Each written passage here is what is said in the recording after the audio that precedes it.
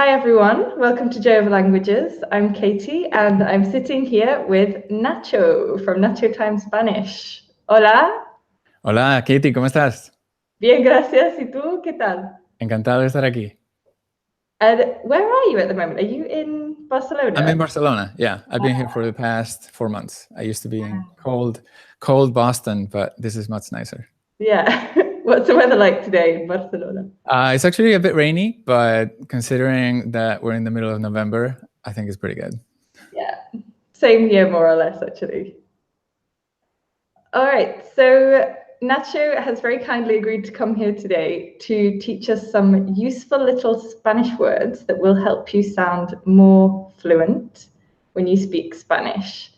They're called filler words, but that's kind of the technical term, but I think it's useful to think of them as like thinking words. So they're these little sounds you make when you're thinking that can buy you more time when you think and also give your speech a much more Spanish feel.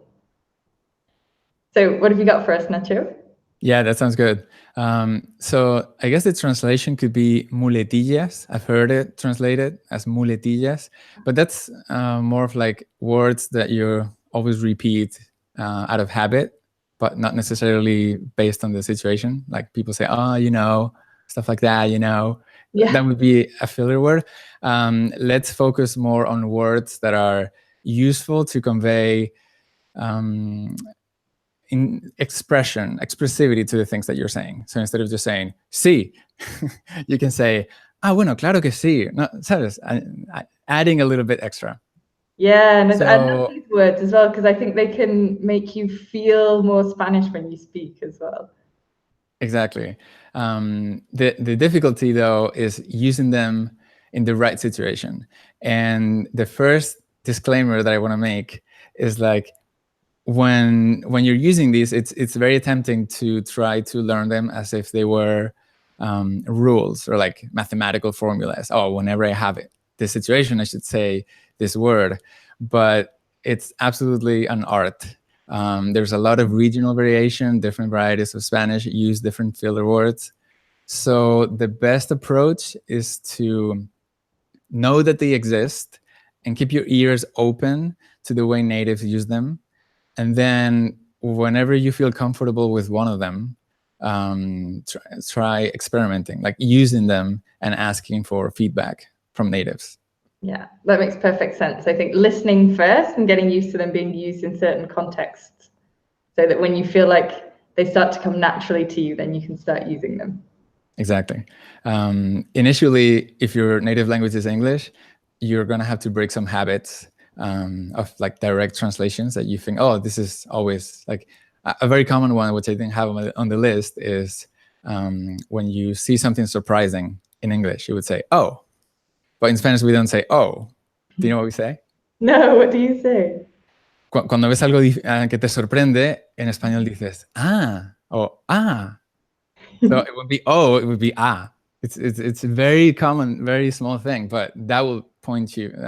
If you say oh when you're speaking Spanish, it's like waving a big foreigner flag. Yeah. So we don't say oh, we say ah. Nice, and that's cool because it's something that's so quick to learn, but can make a big difference when you're speaking. Yeah, when somebody says something and you're like, oh yeah, instead of saying oh sí, you should say vale, ahora te entiendo. Siempre. Nice. Okay. Bueno, empezamos con la primera. We're going to start with the first one, que es pues. Pues has a lot of meanings, many, multiple meanings. You could go crazy listing them all. Instead of listing them all, let's talk about a couple of them which are a bit counterintuitive. One is using pues to answer questions that you weren't expecting. So somebody says something that you weren't ready to answer, you can buy yourself time by saying pues, and then whatever you want, right? You could say, like, if it's a yes or no question, instead of saying, do you want to go to the library? ¿Quieres ir a la biblioteca? No. Instead of just saying no, you could say, pues ahora mismo no me viene muy bien, ¿no? So that would be an example.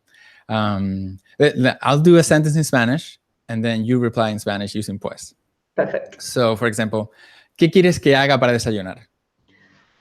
Pues, ¿podrías hacer tostadas con aguacate? Perfecto. Pues me apetece un poco de jamón. Pues no sé, ¿tú qué quieres? ¿No? Esa es la forma perfecta para empezar, para responder una pregunta como esa. Perfecto. It's a ¿Cuál es little la bit, primera? is it a little bit like the English, well, A veces sí. Sometimes we use it as like, well, but in English you might say, well, when you don't really want to answer. Pues is more like, give me some time to think about it. Okay. Like, well, I'm not so sure that's a good idea. We wouldn't say, pues no estoy seguro de que sea una buena idea. En este caso, no sé, creo que no utilizaríamos ningún filler word. ¿Sabes cuándo lo utilizaríamos? Cuando no estás seguro para decir well, diríamos, me parece que no es una buena idea. Eso sería ¿vale? Yeah. En vez de, well, that's a very English thing. But in Spanish we would say, no estoy seguro. Which is that's another cool little example, I think, of something that's very quick to learn, but it can really make a big difference to your speech. So instead of like saying, you do it the Spanish way, you've got Exactly. Because one of the biggest secrets for learning a language is like, you cannot just stay with at the superficial level. You have to take in the entire culture, and small things like the word you use to signal hesitation. No one's going to, there's no chapter in a language textbook that's going to say, okay, whenever you feel hesitation, you have to use this word. You pick it up when you're surrounded by people, and it's easy to miss those details because you have no problem communicating hesitation, but you're not realizing that that's not the way natives express that feeling. Yeah. Bueno, pues el segundo, the second way we use pues could be to signal that what you're about to say is a direct response to what was previously said. Okay? In English, we use then, typically. When somebody says something, then you say, then you should have done blah, blah, blah. You know? Yes. So it would be something like, if I say, me estoy muriendo de frío, you could say... I could say, pues, haberte traído un how do you pronounce jersey? Jersey. Jersey. Eso es, un jersey, un suéter, ¿no? Jersey. Pues haberte traído un jersey, ¿no? Sí. Ay, me estoy muriendo de frío. Pues haberte puesto un jersey. Sí. So it's a little bit like, oh, well, you should have brought a jumper then, or a sweater then. Exacto. Almost like the then in English that we put at the end of a phrase. So like, well, you should have done this then. Exactly. So that's one of the biggest things when you're learning these words is to notice small details like position. What's the position in the sentence, right? In English, we put it at the end. You would say, you should have done that then, but we put it at the beginning. Nice. Yeah. All right. All right. ¿No? Vamos a probar con bueno y vale. First off, a pronunciation thing. In Spanish, there is no difference between the B and the V. It's always the B, okay? They're pronounced the same way.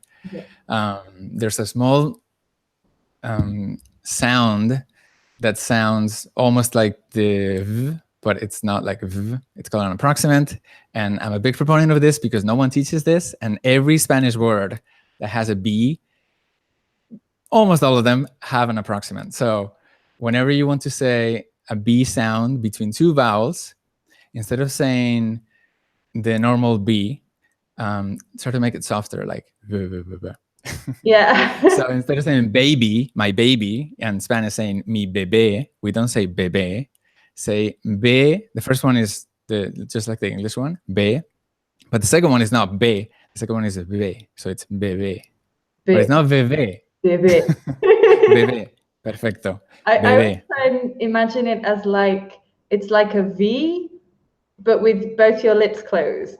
That's exactly the way it is. No teeth, only lips. Yeah. Whenever you're doing it, so notice when you do the V, your teeth are touching your lower lip. So now instead of teeth, just do upper lip with lower lip. No teeth. Sí. Bebé. Okay, you can Bebé. practice for the next 10 minutes. Bebé, bebé. When you're walking down the street, just go bebé, bebé. Bebé. Perfecto. Vale, pues bueno y vale. Okay? This is what we use. It depends on how you say it, right? But if it's just a normal way, a neutral expression, you're using it to agree with what the person said without showing a lot of enthusiasm. Okay? So it's like, bueno, vale. It's like saying, okay, yeah, I agree with what you said, but not necessarily, I'm not super excited about it. If you want to be excited, then you're like, sí, or vale, genial. No, you have to use a different word. But not bueno. So, no, bueno. An example could be, Katie, tu habitación está hecha un asco. Ve ahora mismo a limpiarla. And then I could say, bueno, pero me parece que tampoco es para tanto. Claro, dices, bueno, tampoco es para tanto. Bueno, vale, pero tampoco es para tanto, ¿no? So it's going to always be like, what's the big deal? Bueno. Vale, eso. You're saying, I agree with what you're saying, maybe, but come on, chill out. Don't be so over the top about it. Bueno. Exactly. Okay. A casual way to agree. Yeah, it's like, vale. Do you want to go to the movies? Bueno, sí, podemos ir. Vale. Let's do it. Vale is only in Spain, though. I don't think other people use it. So it depends on your... look for your regional variations. That's very important because you want to sound native wherever you are. Unless you've already learned Spanish in a particular country, then you shouldn't change. Yeah. There's like this early period when you haven't yet acquired a culture, you haven't been adopted by that culture.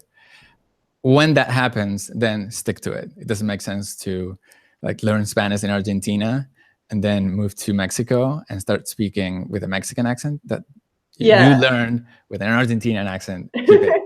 Yeah, or at least not deliberately. Like if some little changes start to happen naturally, I think that makes sense. But yeah, I always think that changing like that is a little bit like, yeah, as you say, once you've already been adopted into a culture and changing, it's almost a little bit like if I decided to go to America and then I made an effort to start speaking with an American accent. Wouldn't that be weird?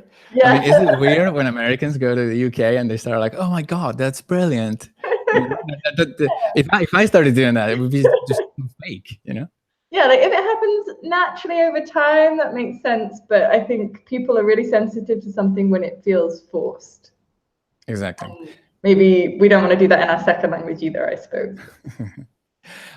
For example, if I move to Argentina, I say autobús, right? Say like a bus, autobús.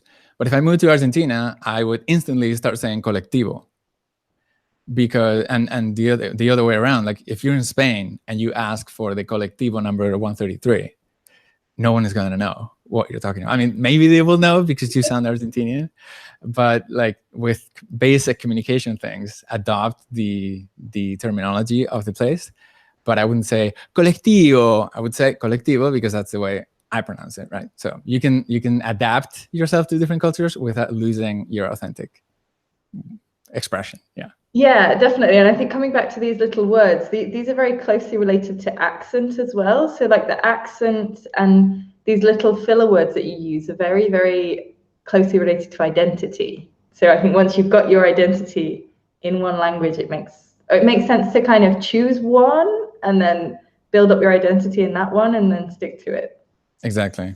Yeah. That's usually what's going to drive you to go at it for the long term, right? You're gonna stick to. You're more likely to stick to it if you have a personal connection. Maybe your boyfriend, your girlfriend, a bunch of friends. You spend there like every summer in this particular country. Then you should adopt the way they speak.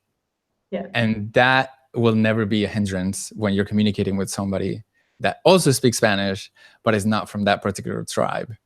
Because if you want to make yourself understood, you will. So it's never a problem. It's like, oh, I don't know if I should learn American, like Spanish from Spain or Spanish from Mexico or Spanish from Colombia. It's just learn whatever you like the most. And like 90% or 80%, I would say 90%. Some people question, it's like, oh, where did you get that number? That's completely eyeballing it. But I would say 90% of Spanish is shared. Yeah. across all the varieties.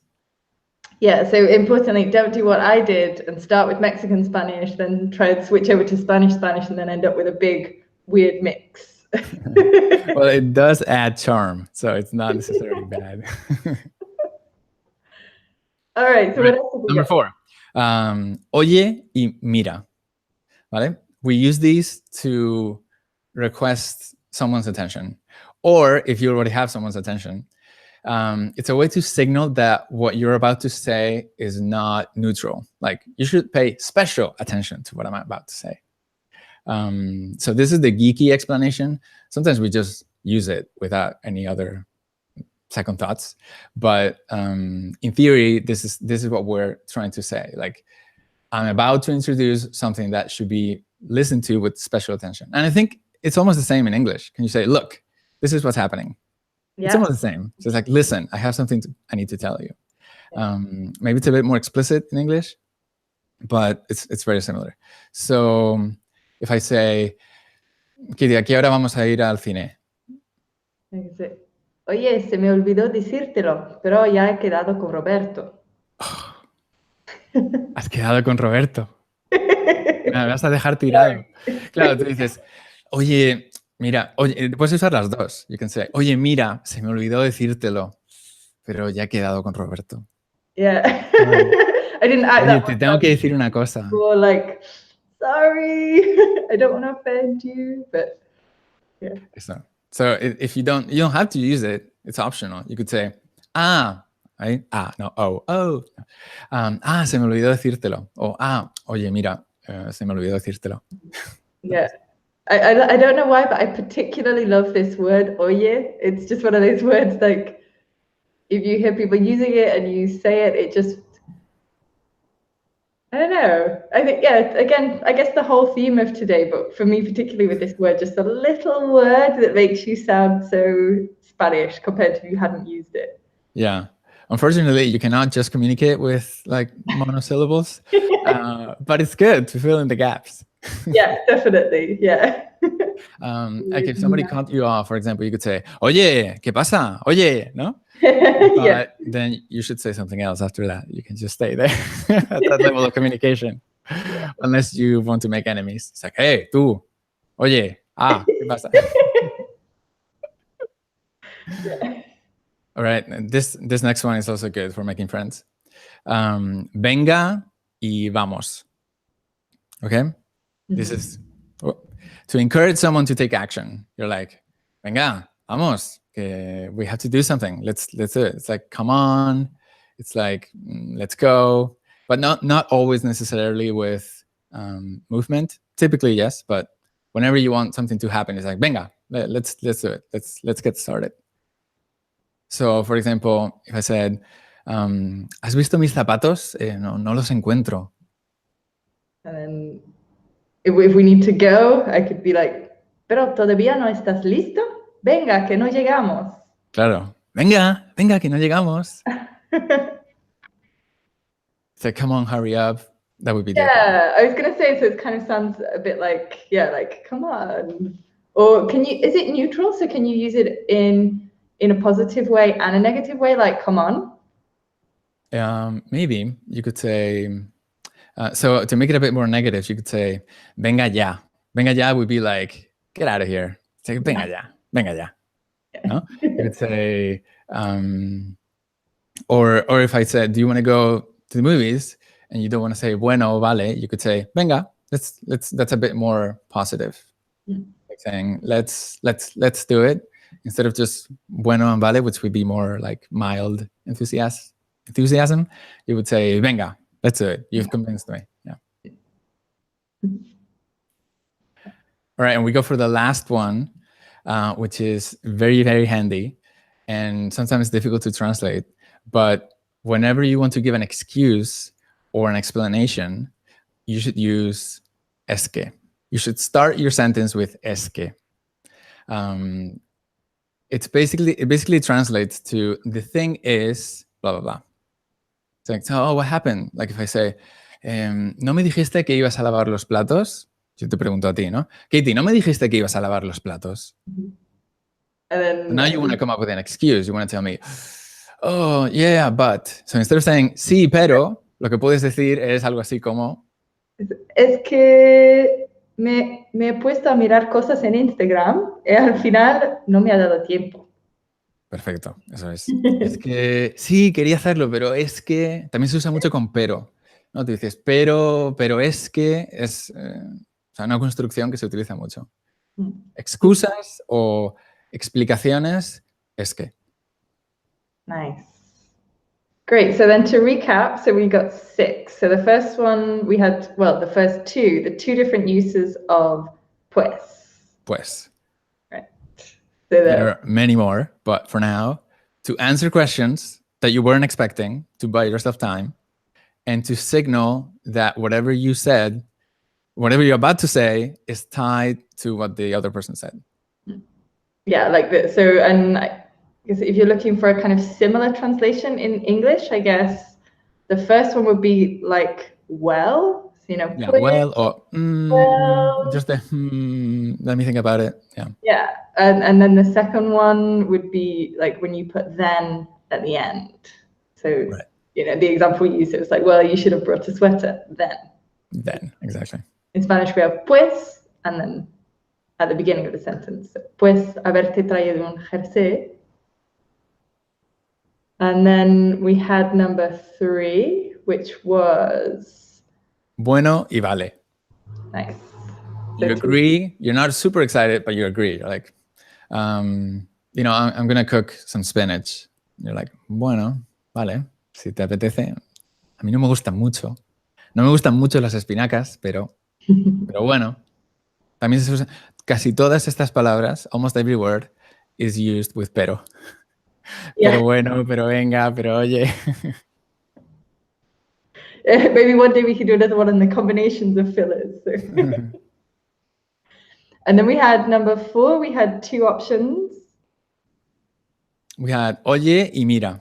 They're almost equivalent. So don't go too crazy. Don't try to guess which one. Just go whatever you've heard last. If you heard somebody say oye, say oye. If you heard mira, you can say mira. Yeah, which I guess is quite similar to the English look. Like if you want to start. Yeah, it's very similar. I was almost not going to include it because I think you can trust your instinct here. Anytime you want to say, look, you can say, mira, te voy a decir una cosa. Right. I'm going to tell you something. Yeah. And then number 5, we had 2 options. We had either venga, que no se pronuncia venga, se pronuncia venga, venga y vamos, which is like whenever you want something done more quickly. So, venga, venga, vamos, get a move on. Nice. And then the last one for excuses, when you want to say, well. It's very handy. It's very handy whenever you're like, oh man, Nacho told me there was this expression to say that basically it's your alibi. It's like, oh man, I know I killed your wife, but es que, Yeah. It's like you always have a reason. You always have an excuse. You start with es que. Okay, nice. So thank you so much for these. I think they're going to be so useful for people learning Spanish and watching, so they can kind of sprinkle them on, like some Spanish salt. Use them carefully though. Yes. Don't go overboard. Oh yeah. This is like condiments. You can't just put a bunch of ketchup on top of your food and expect it to taste good. Yeah, and I think that's an interesting point very quickly just before we finish, is to know that these words are extremely handy. They will make your speech sound a lot more Spanish. Sometimes they can be a little bit like using the word like in English. When you're thinking and people are like, it's like, well, it's kind of like, sort of like, a little bit can make you sound a lot more native if you use them all the time. Well, maybe you tell me this with Spanish, is because in English, when you use these words all the time, there's the risk that you end up sounding like a teenage girl. Yeah. The one we haven't covered, that it's the stereotypical Spanish girl, like posh Spanish girl, would be o sea. It used to be super common. It's like, o sea, ¿sabes? O sea, it's just like the typical valley girl, like, you know what I mean? Like, o sea. So it's very common. You should use it whenever you want to like rephrase what somebody else said. You could say, o sea, que lo que estás diciendo, tarara. But it's easy to overuse. So try to copy native speakers, the good parts of native speakers, not the bad parts. That would be my advice. And so, muchas gracias, Nacho. Un placer. Awesome lesson. And Nacho also has some really great materials for learning Spanish online, which was how I found you. Oh, yeah. Google works. So if people want to learn more with you, more Spanish with you online, where can they find you? I would recommend going to deliberatespanish.com. You can sign up there and I will send you materials whenever they're ready. Right now, I'm working on a course for people who are stuck in intermediate purgatory in Spanish. So that's my main focus. If you want to see other stuff that I've done in the past, you can go to itsnachotime.com. One word. It's Nacho time. Nacho, I'm Nacho. It's nachotime.com. There you have access to all my posts, on the YouTube videos, and the stories that I've started publishing will be on Patreon. So you'll have links to all of that in the description of the video. So yeah, that's, if you have any questions or any comments, you can always reach me in the comments or send a tweet or anything like that. So I'm in all the social networks. Great. Yeah, I especially like your Instagram because you post little mini lessons. Yeah, I used to do that a lot. I've stopped doing mini lessons on Instagram and I've started doing dialogues on Patreon. So that's another option. You can check that out if you want. Patreon.com/nachotime. Perfect. Okay, muchas gracias, Nacho. Un placer. Ahora tú y yo vamos a hacer un vídeo. Yes, of course. Yeah, so this was like the mini lesson where you learnt about the fillers and how to use them. But now we're going to switch over into Spanish and we're going to do a lesson where you can see them being used in action. And this will be more of an exercise than a lesson. Yeah, so you can practice.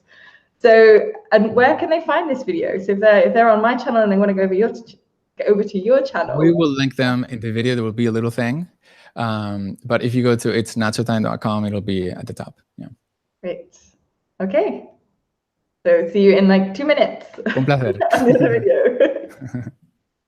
Adiós. Hasta luego.